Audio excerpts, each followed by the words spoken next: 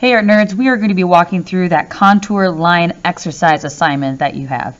Now, two things that I want you guys to note. Number one is that we are doing a contour line exercise, which means we do not need to include values, so no shading, no color, just recreating the line images, the contour line images you see to the left of the given boxes on both sides of that paper. Okay. The second thing is I want you to think about this assignment as working through levels in a video game. Okay, you cannot go straight to the boss man. Okay, you have to go through level 1 and then you move to level 2, then you move it to level 3. Okay, so this first drawing of the cube, that is level 1. Okay, so you need to have this completed, not just completed, but completed that you feel that this is a successful drawing over here. Okay, when you feel it is successful, that you were able to recreate that fairly accurately, then you move on to level 2. Okay. If we move on to the next level too early, so like I just, whip up a box and it looks nothing like it, okay, I am not going to be as successful in level 2 as I could be if I was successful in level 1. Okay, you don't want to just go straight to the back side either and go straight to the most challenging image in the assignment, because you're going to struggle hardcore. Now, if you go through each level, level 1, level 2, level 3, so cube, apple, then scissors. Once you finish those 3, you get to this one, and it's not going to be quite as difficult. Now, with those things being said, I have a couple tips and tricks that I'd like to share with you, okay? So, when we talk about getting accurate contour lines, we're thinking about line direction, we're thinking about the length of the lines, and also the perspective in which we see that object. So those 3 things are super important. So, when I look at my cube, I'm going to take a look at the direction that each of these lines are going. Notice that none of them are going perfectly straight up. This one's pretty close, okay? And also none of them are perfectly horizontal. They have these nice angles to them, okay? Second thing I want to notice is how long those are. I notice that these 3 lines are the same length as each other. These 2 lines are the same length. These 2 lines are matching length. And these 2 are pretty close, pretty close. Third thing I want to notice is the perspective. Notice how I can see the top of this cube, okay? I can't see the bottom, I can't see this side or that back side. I only see these 2 sides and the top. So those are those things I want to keep in mind as I'm drawing this cube. Now, when you get started, just pick a spot, okay? It doesn't matter where you start as long as you find a starting point. So I'm going to start right here in the center because I feel it might be the easiest one to start with because it is fairly straight for a line, okay?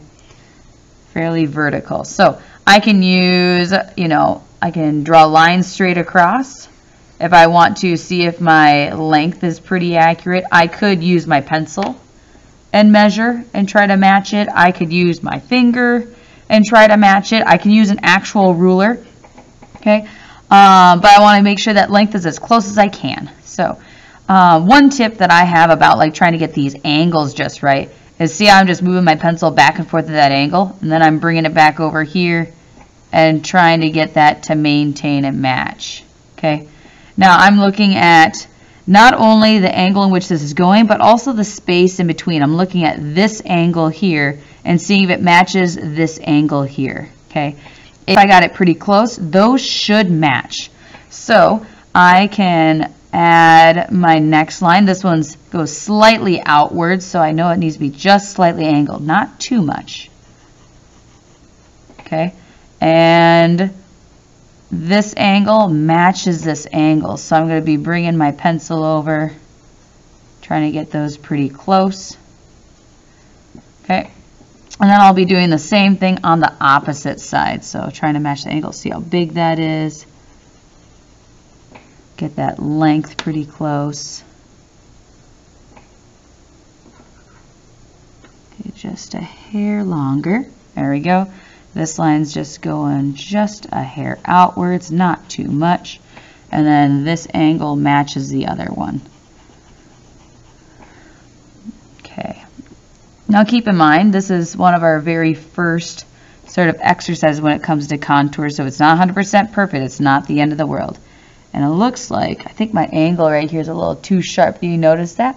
So what I'm going to do is I'm going to fix it before I erase it. That's what I'm going to be doing.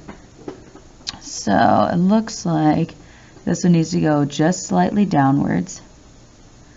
And then this one, that one's also really steep. So let's fix that one as well. And then I go back and erase. So always fix before you erase. I have the habit of erasing it and then I redraw it, and then it ends up being like the same spot. So then I make the same mistake multiple times. All right, and then get my angle here. Maybe a little bit higher up. And get this one in here. It's not perfect. I'm also talking while I'm doing this, which I really don't recommend. Okay, it's best to have good focus on your stuff. Okay, and then even once you do finish it, double check that everything's in the right spot. Mine's pretty close. I would not consider it perfect. Erase lines that you don't need anymore, so I don't need these arrows right here. I don't need these lines going across anymore. Cleaning up my drawing space. Okay, very nice. And then I'd move on to level 2, which is the apple right here, okay? This one you're going to really want to focus on that negative space, so the area around each of your objects and in between it, okay? So something that I always thought was really handy for me was to create sort of a box around this apple, okay? And making it about the same size, the box that I do have here. And this will make a whole bunch more sense in a little bit. Okay, and then I'm going to make another line that goes straight across, gently touching that bottom edge. I'm going to make a line going straight across here that gently touch that stem. And then my space right here, going to make sure I have about the same over here. So what I am doing is I'm sort of blocking out how big my apple is solely based on the area around it. So I'm not even really looking at the apple itself. I'm looking at the space around the apple. Okay. Now, I see right here, there's almost like a curved kind of triangle. Do you see this? Okay. That's the shape that I kind of want to match when I come over here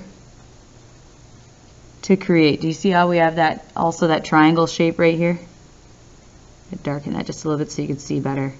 Okay, so there are many ways in which you can sort of process how to do a contour drawing. Okay, you can focus on, you know, just the straight line, so the direction of the line, the length of the line, the perspective in which you're looking at it, and then just really go and look back and forth between the things. You can use negative space, so looking at the area around your object, okay, can be extremely helpful to think about. I'm just sort of whipping this really fast because I want you to see something really important. Okay, apple, get that dip there. That there. Leaf.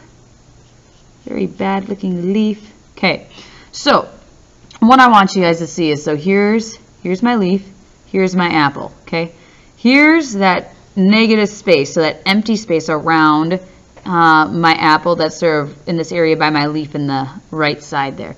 If I compare it to that same negative space over here, do you notice how it does not match? Okay. So when you work with contour lines, you not only want to think about the object or that positive space, you also want to look at that negative space, what is around your object or in between parts of your object.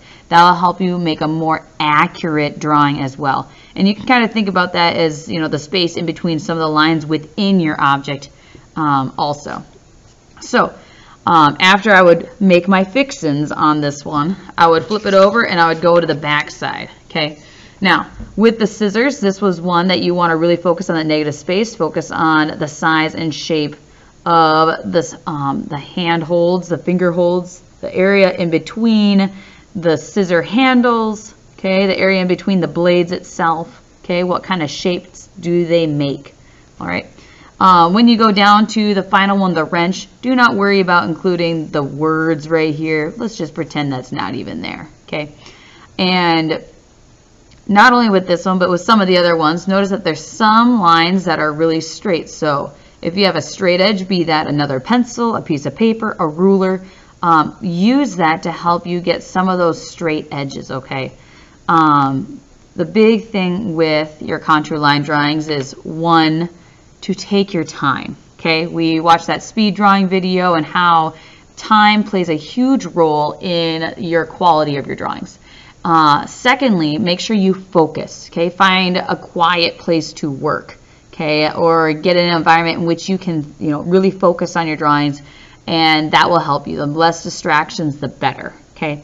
And finally, okay, keep in mind that drawing takes time, and because it takes time, it can get really frustrating. So just plan on getting frustrated at some point with your work, but keep going, okay? You have an eraser on your pencil for a reason, okay? We are supposed to make mistakes. Mistakes help us see what we are doing correct and what we're doing incorrect in our drawings, and it just makes us a better artist by practicing, by making those mistakes, and then by identifying and fixing those mistakes. So we're going to be working our way through the levels, and then at some point we're going to be moving on to our 2.0 contour exercise, which has some more challenging things on there, but we're going to work one thing at a time, starting with this one. So I hope that this was helpful, and let me know if you have any other questions.